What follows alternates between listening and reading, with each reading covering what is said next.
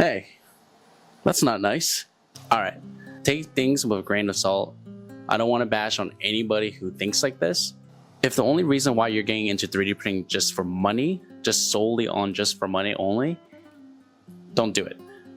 Because I'm telling you right now, there's so much things to learn about it that you can't just think only about money. You gotta have some kind of interest into 3D printing. And the reason why I say that is because I have a friend who recently bought a Bamboo Lab. It was I think it was an X1C. I remember him asking me, "Oh, can I make money off of it?" And I'm like, of course you can. You can make money easily off 3D printing if you really wanted to.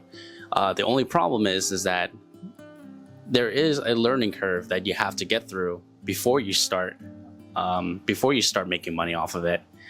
Basically, he bought the printer, printed a benchy. So he was super excited, but then here comes the struggle. He 3D printed a Goku figurine from Dragon Ball Z, and it didn't turn out the way he liked it. Actually, I think he printed it with a massive amount of supports on it, and it didn't go as well as he planned. So his print failed.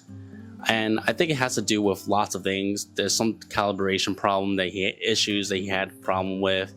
He maybe didn't have the right settings on it. There's so many things that could have went wrong. But the thing is that the fact that he wasn't interested in 3D printing in the first place made him lose interest. So now he basically just have a $1,000 printer sitting in a corner of his room, collecting dust. I've been trying to buy it from him. So, there's a lot of videos out there that do portrays a lot of things. For example, there's thumbnails that goes like this or like that. Just be warned that a lot of these videos are made to catch people's attention. I met a lot of people who got into 3D printing, and a lot of them quit because the main focus was to make money. And it could be a wonderful side gig if that's something that you want, or you can turn it into a full-blown career. If that's something like you like to do, by all means, go for it.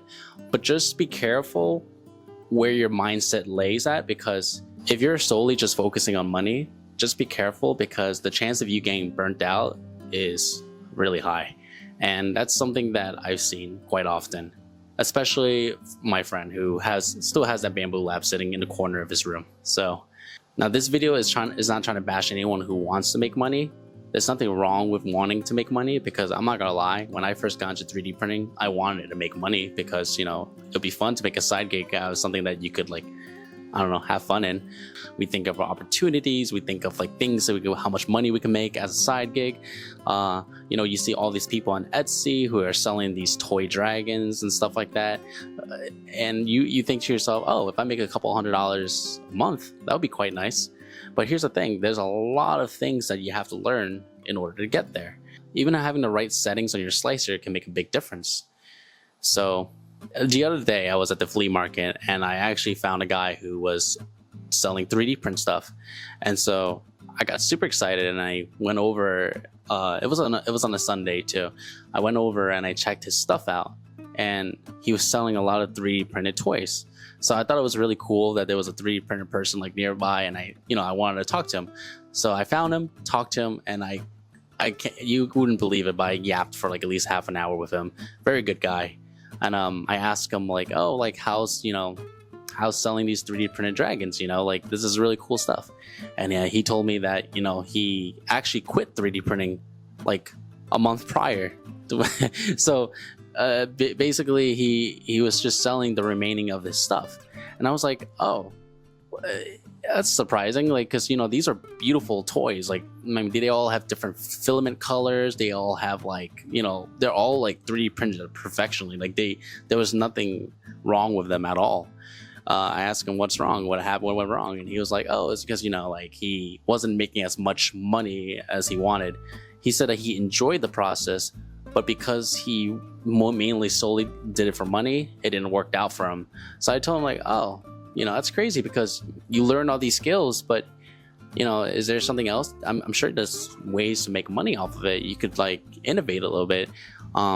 maybe get into 3D modeling and making tools that are useful for other hobbyists, or maybe making something that could be a solution for other people that needs it. Like for example, like these, he could make stuff like this, 3D model this kind of stuff and then sell it. But he was like, nah, I don't want to learn it. It's not something that interests me. So it sucks because it looks like he really enjoys 3D printing, but because he was mainly focused on just the money side of things, he decided that it wasn't best for him, so he quit. So it kind of saddens me a little bit because I love inspiring people with 3D printing. I think it's such a cool thing. Like there's people out there 3D printing prosthetic legs for dogs. There's people 3D printing Lamborghinis, 3D printing housings. Yeah, there's people 3D printing so many cool things. What I noticed is that people like to chase money, right? So there's a saying: if you don't chase the money, let the money chase you. So I follow that rule by heart. I don't think about money. I just do, and then money will come to me. It's like, for example, like this room, right? This room, for example, I decorate this room because I love my workshop. I feel like every time I walk in here, it makes me want to make stuff and like build stuff. There was a guy that needed to come in here to fix because this is an apartment and I needed someone to fix the light switch.